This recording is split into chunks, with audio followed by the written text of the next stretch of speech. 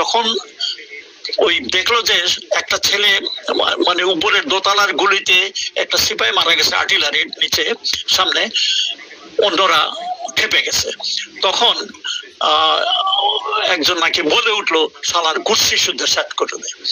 এই কথাটা কিন্তু পরবর্তী পর্যায়ে শেখ মুজিবের বাসার এক চাকর সে লাফায় যায় পলায় অন্য জায়গাতে আশ্রয় নিচ্ছে, সে ওটা স্বীকার করেছে যে গোলাগুলি শুরু হয়েছে মানে শেখ কামাল এবং সুলতানের তরফ থেকে উপরের থেকে, এবং ওই নিচে একজন লোক মারা গেছে, আরো হয়তো দুই একটা ওয়ান্ডেড হয়েছে। এইসব দেখে অন্যান্য সিপাহীরা খেপে গেছে, বলেছে শালার গোষ্ঠী সুন্দর শেষ করে দেয়। এবং ওই পর্যায়ে ওই আমাট করলো করে আসে ঘরের মানে গেট ভেঙে ঢুকে গেছে। তো মিনওয়াইল হুদাও আসছে।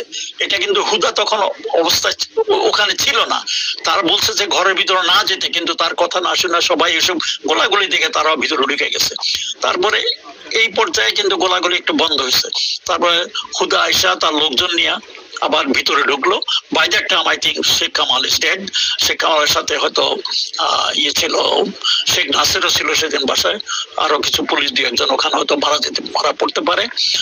আর হুদা তার কিছু সৈন্য সামন্ত নিয়ে উপরে গেছে। His duty was according to him to bring Sheikh Mujib down, এবং তার সাথে তার কথা মতো মেজর মহিউদ্দিনও ছিল। তারা উপরে, আর মিনওয়াইল শেখ মুজিবও তার ঘরের থেকে বাইরে আসলে হুদা মহিউদ্দিন ওরা শেখ মুজিবকে নিচে নামায় আসতেছিলেন, সিঁড়ি বয়ে নিচের দিকে আসতেছিলেন। যে মুহূর্তে তারা সিঁড়ি বয়ে নিচে আসতেছিলেন অমন সময় উপরে থেকে নাকি আবার গুলিগালা শুরু করছে। এই সময় শেখ জামাল সেও ওই রুমে, শেখ জামাল এবং সুলতানারও দুজনেই এলো পাতাড়ি গুলিগালা শুরু করছে। এক গুলিতে এই মুজিবের পিছনে ছিল একটা সিপাহী পড়ে গেছে মানে বন্ডেড।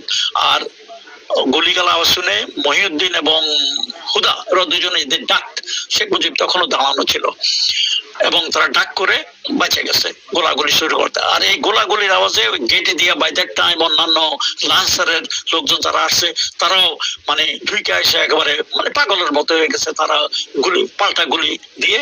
এবং মুজিব উনি নিজে অনেক বড় লোক, লম্বা চড়া, আর গুলি ওই মুজিবের গায়ে লাগছে সবগুলো, নিচের থেকে গুলি করছে। And he fell down and streaming blood.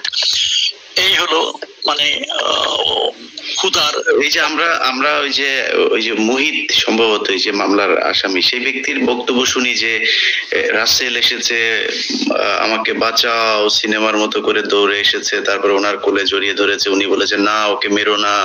হ্যাঁ, তারপরে মানে এই যে সিনেমা নাটক এগুলো কি ইলিয়াস, এটা নাটক। তুমি চিন্তা করো ওই পরিস্থিতিতে কোন একটা বাচ্চা তার মাকে ছেড়ে আসবে